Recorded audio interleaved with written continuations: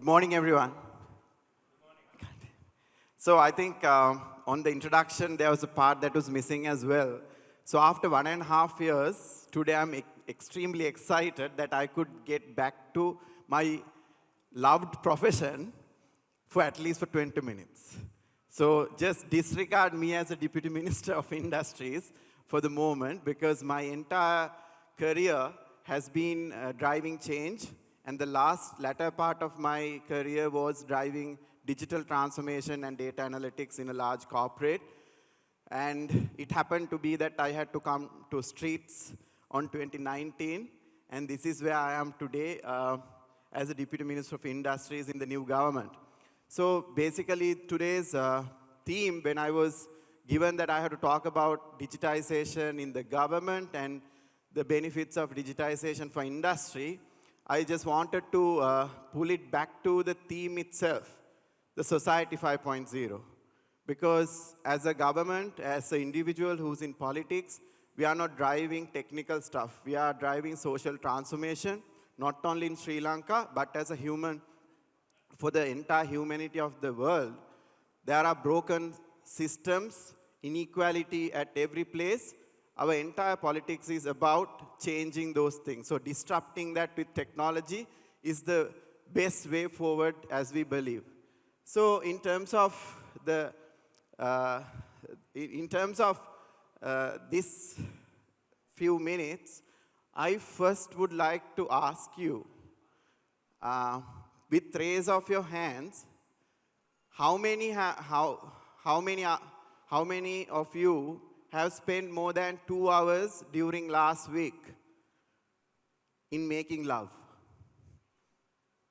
When it says it's making love, it can be to your partner, to environment, to anything that you love, maybe arts, maybe science, maybe your parents, maybe your grandfather who's sick. Anybody who has spent more than 2 hours on this particular topic last week? Very few, no? Very few. This table is very, right? So this is the problem we are trying to solve.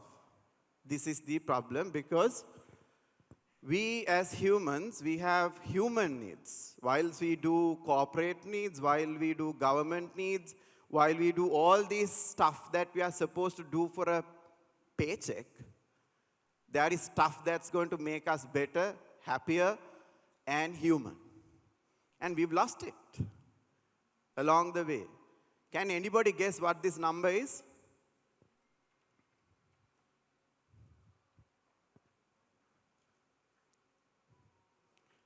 Can anybody guess what this number is? This is the number of hours we have from age of 20 to age of 50, which I think is prime age, as a human to spend. And in these hours, how much do we spend on human activities? Love, nature, environment, music, right? This is the root cause of the problem itself. And somewhere down the line, in the history, people as labor, it's both intellectual and physical capacity. We used to work for people who had capital and land. And then the world changed and then said you have to have rights, and that rights to be 8 hours are. So when you decided on a working day as 8 hours, technology was zero. There's no AI, there's no supercomputers, there's no digital, there's no platforms, there's no all this, that. And today, still it's 8 hours. When everything changed, you still want a human to work 8 hours or maybe 40 hours a week and more, and you have changed everything, but not that. So this is unleashing our power in us. And the Society 5.0 it has two components. This is what I believe. So one side is factor productivity. Yes, you guys are driving amazingly factor productivity in corporates, in digital world, helping with big data, smart factories, digital supply networks, augmented reality, you name it. You come up with various things as technology, helping factor productivity, getting a better, higher output from lower input. On the other side, what technology is doing or should be doing to make a society of 5.0 is to ensure that everybody has access to technology. Otherwise, it still creates the inequality which we have in capital. So this is a great opportunity if we give access to technology to everyone, which will also allow equal economic opportunity. Because if you have access to technology, you have access to knowledge, you have access to connections, you have access to capital, so there is no barrier to entry into entrepreneurship and creating wealth. So this is what Society 5.0 should look like and what should be driving. And the transparency. The entire problems that we have in terms of inequality, corruption, problems is because we don't have enough data and information equally shared among citizens. So transparency is going to be the big game changer in the future society that we talk of. So from the perspective of the new government, the digital economy is a key pillar driven by the president himself, appointed with the industry leaders to drive it home for the first time in the history without zero political intervention. We are looking at 4 pillars. I think this would have been detailedly discussed during last 2 days, which I will not go into detail. So e-government, digital industry, digital economy, and industrial transformation. So which is the piece that I'm going to talk about, right? So in terms of the government mandate is quite clear. The roadmap is clear. Intentions are clear. Yes, there will be hiccups like, servers will get down and emails might not work for a few days. But, we will get there because the intention is clear, right? So this is the problem for industries. Now, on the left-hand side, you would see a per person's economic contribution per annum. So Singapore is at $209 per hour, and we are generating 38. So the ladder that we have to climb has to be now enabled by technology and innovation. R&D, research, innovation, that we have a huge space. If one takes this as a problem, another one can take this as the greatest opportunity we have. Because we can still unleash the power of 22 million people, if you really look at it. On the other side, this is 76 wasaraka saape, right? We call it 76 years of results. Everything that has happened, there are good things, bad things, but we have ended up here. Ease of doing business at the 99th place, where everybody else is asking for foreign direct investment. We are at the 99th place and saying, bring your foreign direct investors to us. We are at the 99th place. Will it happen? Won't happen. FDIs won't come. Innovation index, global ranked out of 139, we are at 91. Can you imagine the countries below us and the countries above us? These are data, facts. You can't deny. This is what your parents, us as a society created. Logistics performance index, a key driver to becoming a hub in the logistics area because Sri Lanka has so much of potential, God-given potential. We are at 73rd place. This is where we are.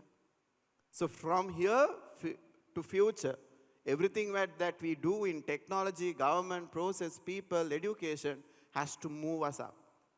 And this has to be monitored at every conference going forward. Because if whatever we do, this has to move. If this doesn't move, whatever we do does not make sense. So e-government to industry, yes, these are basics, obvious stuff. So see, as we have not digitized the government or we have not used digital processes for government governance, for last 20 years. So it will improve efficiency of a business from a startup to a large corporate. Now we are driving GovPay as a digital payment scheme, so that is saving time, reducing effort, single window opportunities, solutions are being built from company registration to investment management to trade. It will again take time. I heard it's going to take another 2.5 years. And services, that the government services that we engage with people and try to provide service, can that be delivered through digital? I think the one government app is coming up. I think that's amazing. South Korea did it in 1990s. And the communication between the government and the industry can be streamlined through platforms. So the Ministry of Industry is working closely with the digital ministry to ensure that we have a platform. The smallest SME to the largest corporate is on a platform. So their services are managed through a platform going forward. The transparency piece is very big in Sri Lanka because it was not transparent. Corruption was everywhere. Every time you touch, there's a touch point, a physical touch point, there's corruption. So that's why we want to get into digital. Rather changing 1.3 million government servants, it's easy to bring technology and get them to the platform so corruption becomes zero. And the cost of corruption is very high for industry. There's no calculation, but practically we know how costly it is, the processes. And the tax revenue. So Sri Lanka by 2019, when we got bankrupt, we were only collecting 8.5% of our GDP as taxes. So since then, what we have done is increase the tax rates because there was no option. But what should have we done is to bring people who are not paying taxes into the system. Only way to do it is technology. We need to digitize our land bank, so everybody has to start paying taxes. We need to connect the vehicle registry to land banks, to banks, into one platform, a single digital ID. Tax collection will be easy as. So with this, what's going to happen is that we will be able to collect close to 20% of GDP as taxes without increasing the tax rates.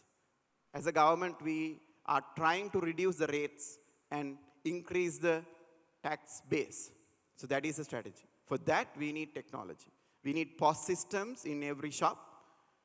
We need digital transactions, avoiding cash transactions at any place. We need digitization in SME sector to get the informal sector into formality. And from the industrial transformation perspective, we don't have industry transformation index, so which we are bringing next year. I'm happy to say we are working. For Industry 5 Readiness Index will be available in Sri Lanka, so every industrialist can do their own self-assessment and get the assistance of the government to move the journey. So with mostly working on productivity, we are a very low productivity country whether it comes to agriculture, whether it comes to manufacturing. So data, Industry 4, and AI on top of it will help us to improve productivity. And traceability. So this is becoming very big. We are also an agricultural nation, and half of our exports are agriculture based, and the world is asking for traceability. Which farm it came from, what chemicals were used, when it was picked. So this technology is going to not only enable, but will ensure that we stay in the game. If we can't do this within next 2 to 3 years, we will not be able to export to Europe. So traceability is going to be big in the industry. So we need tech experts to be part of industry. And digital supply network.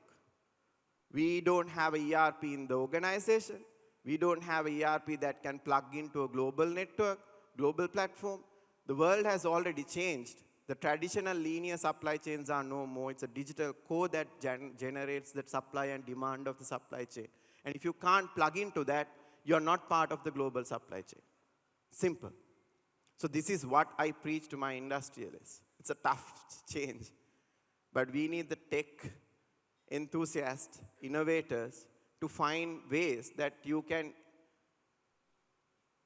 convince along with us and ask the industries to get on board now, because there's no way out here. So technology in industry is what we generally talk about. So the next 4 minutes, I'm going to talk about things that we generally don't talk about. It's going to be a different view that I'm bringing into table, which I've been thinking about for the last 15 years. It's disruption. So what we have been now doing is digitizing the process that we have. What has happened in 1950, we have brought in digital and put on a ERP. It's like I always tell, we move from manual reporting to PowerPoint reporting to Excel reporting to Power BI. That's it. Nothing has changed. Right?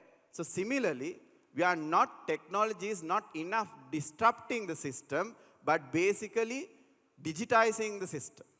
The system that exists has been digitized by us, and unfortunately, we are doing more and more of that. There's already a platform for sales, and you're also building another platform for sales. There's already a ERP, you are doing like a slightly better ERP. There's a ERP without AI, and you are building ERP with AI. Basics. You don't need, actually, because data is going to play. Whichever the ERP, you can pull the data up and do the AI. Right? So the disruption is ERP to transparency. Don't work on ERPs anymore, it's done. The world is asking for transparency. So I got this example from IVOC. So basically, they are transparently opening up what our garment's cost is. How much went for fabric, how much went for logistics, how much went for operations, and how much is my margin, and how much you are paying. This is what the world is asking. And if you take our basic human needs, food, we are paying 3 times the food cost that we pay the farmer, don't we? Isn't there a problem to solve? We are paying 3 times the cost of healthcare that we are supposed to pay. Inefficiencies all around.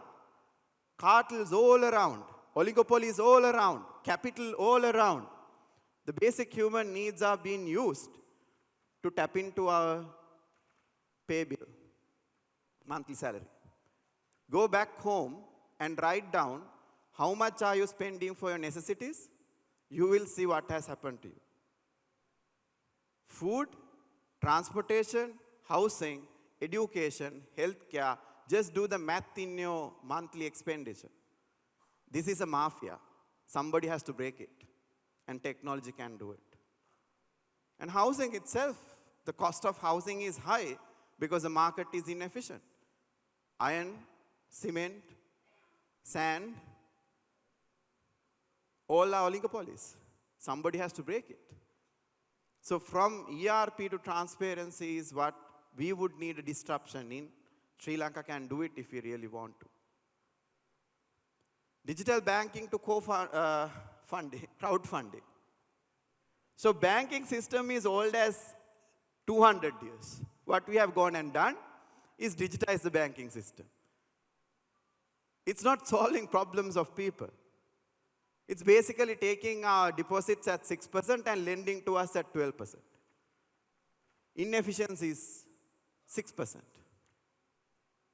What if you directly get our own savings and pass it on to the needed? It's possible. There's a system, nobody's touching it, which is called cooperatives. If you digitize cooperative system, it's a single circular ecosystem. You generate money, you put it back to cooperative bank lend it back to you, you get the profit also. Currently, there's a leakage in every value addition we do. Farmer pays for capital, distributor pays for capital, manufacturer pays for capital, and consumer, as you, also use credit cards and pay for capital. Value addition and what you pay for your goods and services is way off. Disruption. Platforms to mass customization. So everybody builds platforms. Beautiful platforms. This platform is better than that. Get on board my platform. I have the best app. You get on this, you get that, you get this. But what's actually going to happen is platforms that's going to enable mass customization is what's going to win in the future. What the platforms today doing, manufacturer does a product and you try to take it to the market through the platform. But the future platforms should be able to engage the end consumer to the factory itself and do mass customization. Imagine a large food factory in Colombo. Huge kitchen that does mass customization. Your partner does not have to wake up in the morning. You don't have to go home and cook. You can cook for fun in the weekend. The ingredients, the recipe, you just submit it through an app, and some large food manufacturer will customizedly do it for you and send it back to you. That's how the world is going to change. But are we thinking about it? Is our technology innovation, our youngsters thinking about it? So basically, this is what I have to share. We have to think differently. We are in the process of not changing.